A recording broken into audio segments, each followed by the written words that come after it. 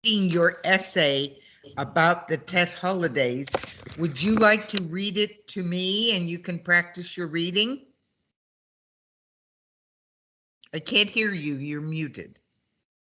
I'm sorry. There you Yes. go. Most of the people in Vietnam always spend time with their family during the holidays. They have many things to do while spending time on these days.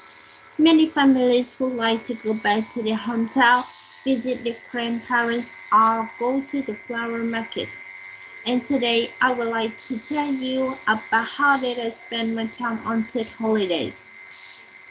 On the first day of Tet holidays, I woke up very early to have my mother decorate something for our house and worship.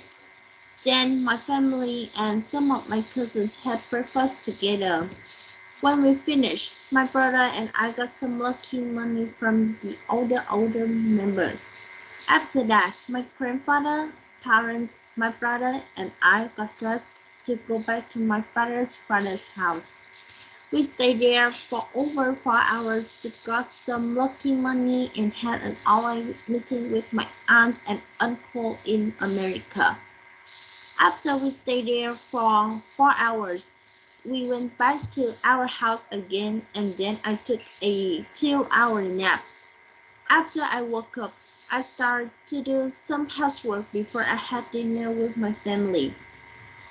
I played games and checked the lucky money after my dinner. Finally, I went to bed at 11:30. On the second day of the holidays, I didn't go anywhere because COVID-19 is still happening, so we just stayed at home. On this day, I had my mom to do something and copied my lesson from school into my notebooks. Because of that, I decided to buy some bubble tea for my family. In the afternoon, I played games and then went to bed at 11 o'clock. On the first day, I still stay at home and have my mom to do the homework. Then I play games and ordered pizza to enjoy with my family. In the evening, I went to bed at 11 o'clock. Although I had to stay at home because of COVID-19, I still have fun with my family. Tet holiday is the best holiday in the year. Vietnamese people often try to spend their time during Tet doing once time in lifetime things. Very good. And so you had a good time. And you did a very good job writing. Did you understand the things I wrote at the bottom to tell you about writing? Yes, Yes. And I liked when you said when you were had breakfast together and then you said after that. That's a good way to start another sentence to tell what you're going to do. You don't always want to say, then I did this and then I did this. You want to use different expressions, and after that is a very good one. Okay. okay. And then when you talk about being asleep, a good one is after I woke up. So that was a very good one too. So Tet Yes, holiday was shorter this year, wasn't it? yes, Yes. And many things were still open.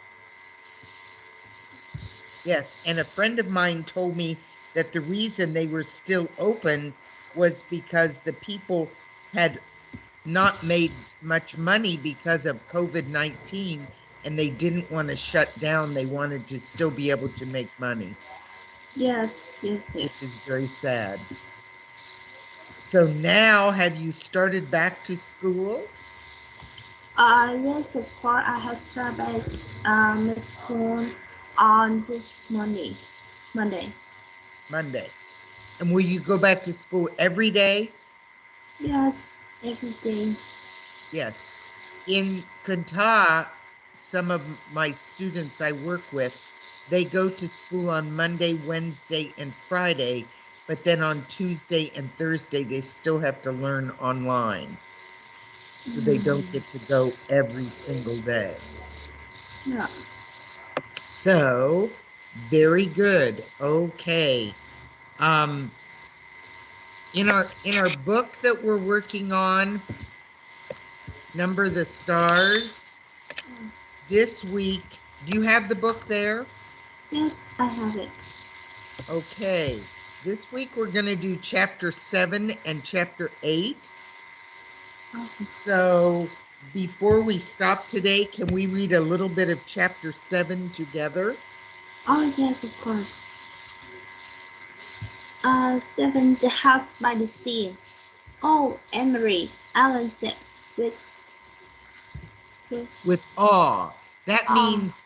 means she's really, she's like, oh wow, when you're surprised about something or you think something's very beautiful. With awe in her voice. It is beautiful. Emery looked around and nodded her head in agreement.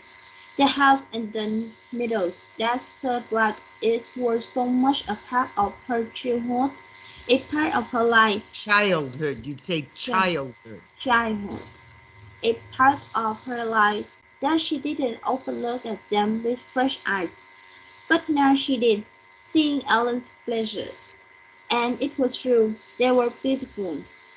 The little red roofed farmhouse was very old, its chimney crooked, and even the small, straight windows Shuttered. Shuttered. shuttered. That means the shutters that will close on the window. Shuttered. Shutter windows tilted at Tilted. tilted at angles. A bird's nest, whispering with straw, was half hidden in the corner where the roof met the wall above a bedroom window. Nearby, a, a Gnarled. That means gnarled. it's bent and twisted. Another tree was still spiked with a few apples now long past ripe. Mamma and Kirsty had gone inside, but Anne-Marie and Ellen ran across the Hyper's meadow. Torn toward the late white flowers. From nowhere, a gray kitten appeared and ran beside them, passing here and there upon in mice, pausing to lick its paws and then darting off again. It pretended to ignore the girls, but looked back often to be certain that they were still there, apparently pleased to have playmates. The meadow ended at the sea, and the great water looked at the damp proud cars flattened by the wind and parted by the smooth heavy stones. I have never been this close to the sea, Alan says. Of course you have. You have been to the harbour in Copenhagen a million times. Alan laughed. I meant the true sea, the way it is here, open like this, a whole world of water. Emery shook her head in amazement. To live in Denmark, a country surrounded by water and never to have stood at its edge.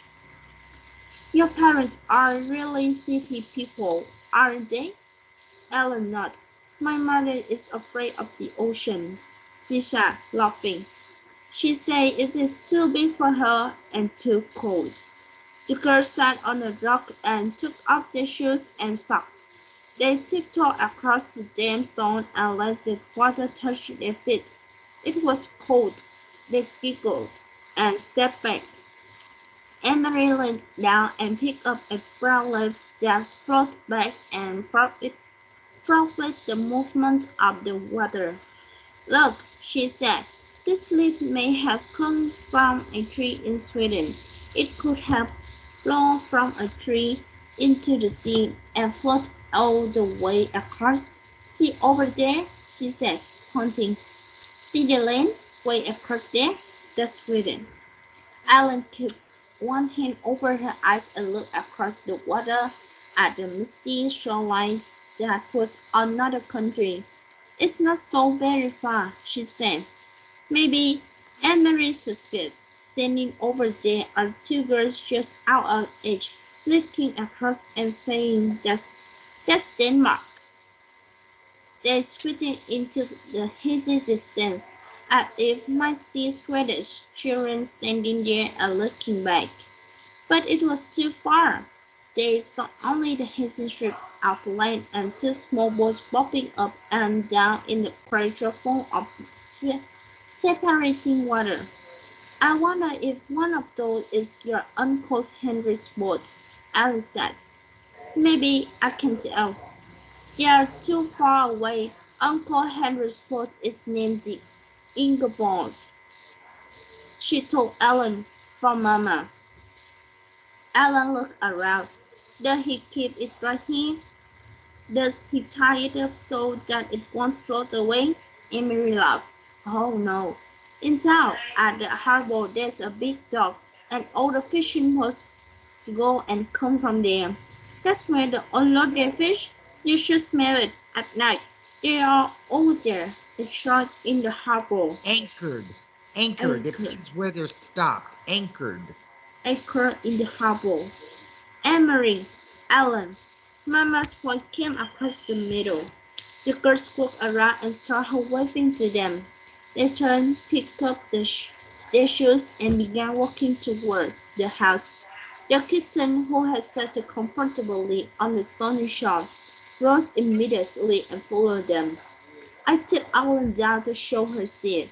Emery explained when they reached the place where Mama waited. She she would never been that close before. We started to wait, but it was too cold. I wish we had come in summer so we could swim. It's cold even then, Mama said. She looked around. You didn't see anyone, did you? You didn't talk to anyone. Emily shook her head. Just the kitten. Ellen had picked it up and it lay purring in her arms as the stroked its small head and talked to it softly. I mean to warn you, you must stay away from people while we are here. But there's no one around here, Emery reminded her. Even so, if you see anyone at home, even someone, you know, one of Henry's friends, it is better if you come in the house. It is too difficult, maybe even dangerous, to explain who Ellen is. Ellen looked up and bit her lip. "The iron shoulder his, too?" she asked. Mama says, "I'm afraid there are shoulders everywhere, and especially now. This is a bad time. Come Okay, in now." let's stop there. It's time to stop, and let's stop. And you can finish that chapter and then read chapter 8, and I will send you the questions, and you can send me the answers when you are finished. Okay. Okay? Okay. Okay, and you do a very good job of writing. And I liked reading.